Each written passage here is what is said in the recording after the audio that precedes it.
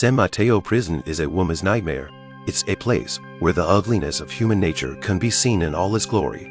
Female prisoners are hung naked in the air. The guards are fitted with heavy, stretched iron shoes. At the command of the evil warden, the gears of fate begin to turn. I don't know what kind of crime is to be punished. Then the 250-degree flaming tubs approach the female prisoners. The fire that burns the ground is so intense that it makes you feel like you've been cut to pieces. The heat instantly causes the female prisoner to hiss hysterically. Her cries are so horrible that they make everyone's heart ache. The evil warden is feared and hated. Anyone who enters this prison is in hell. If a female prisoner tries to rebel, she will be tortured in the most perverted way. The dog-head guillotine that will make your head fall off, a wheel of fortune that will make you dizzy, and even 20,000 volts of high voltage.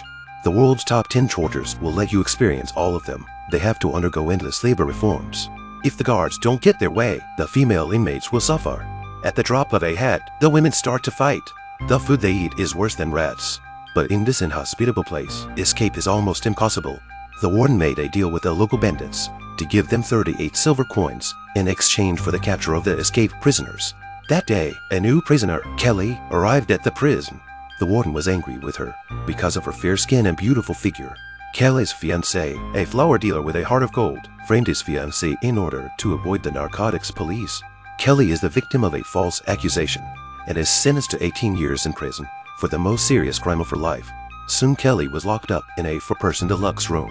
Kelly is shy as a newcomer and is joined by sisters with different skin and hair colors. Kelly complains about her plight, but who are the good guys who make it to this prison? The warden arrives and asks Mary, a woman of the same color, to spend the night with her. The next morning, Mary is returned to her cell. Lily mocks her for selling herself for sex. Mary was furious and decided to fight with her with a dagger in her hand, and Kelly, who was innocent, became a victim, but the dagger turned blunt in a second. The loud noise alerted the warden. Mary complained that Lily had spat on the two men's affair. Then Lily was instantly sent to the cold cell, where she saw all kinds of horrible instruments of torture. Thinking that she would never see the sun tomorrow, she panicked and tried to escape. The sharp dog-head guillotine fell down and there was no way back.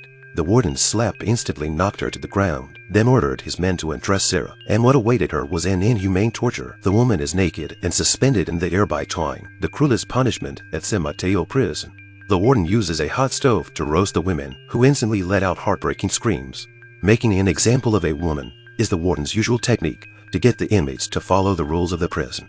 Even though Lily was half dead, she was still sent to the farm for labor, which was inhumane.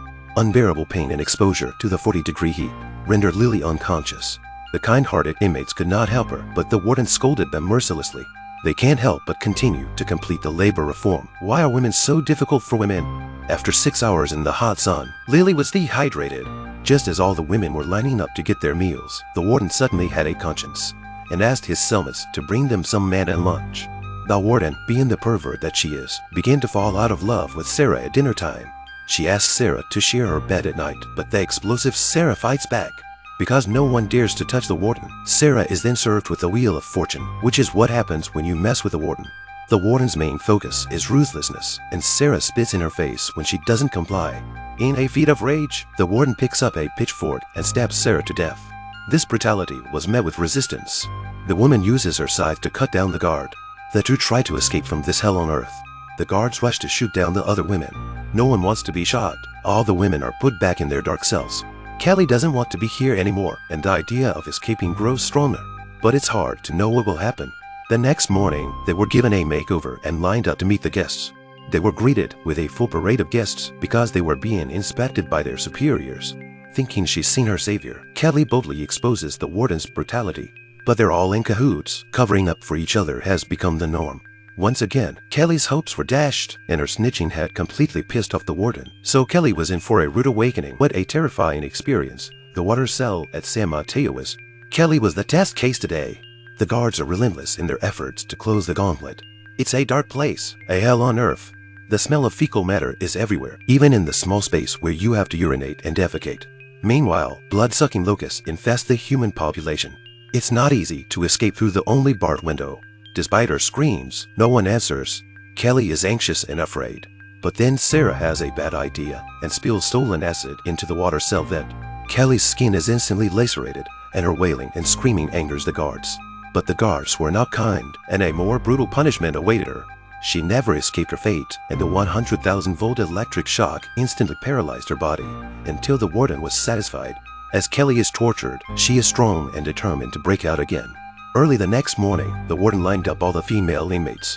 The women who had escaped 2 days before were brought back by the bandits. They had been tortured so much that they had already died. The purpose of pulling back the bodies was to warn the remaining women that this was what would happen to those who escaped. Fear is not in a woman's nature. Freedom is natural. A woman's courage and intelligence are immeasurable.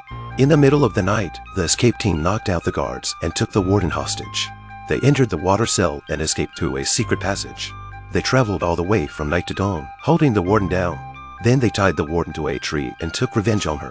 The rest of the group continued to run as fast as they could. Mary starts to feel nostalgic for the time when they had sex, but unfortunately, the bandits soon catch her and she is doomed. The bandits could not let the weak girl go. From then on, the world was missing a beautiful woman. Finally, it's the warden's turn, and the legend of the hungry wolf is played out, turning the warden into a dying flower. And the three of them, the kind-hearted Kelly, with their perseverance, finally see the light of a successful escape. This is the 1971 American movie Women in Cages. In the movie, Kelly, betrayed by her fiancé, becomes the scapegoat. She was tortured in prison.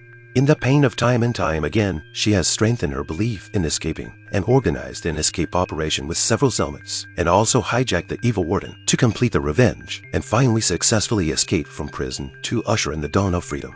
This story tells us that as long as you have faith in your heart, you will never be able to trap a free soul in a prison.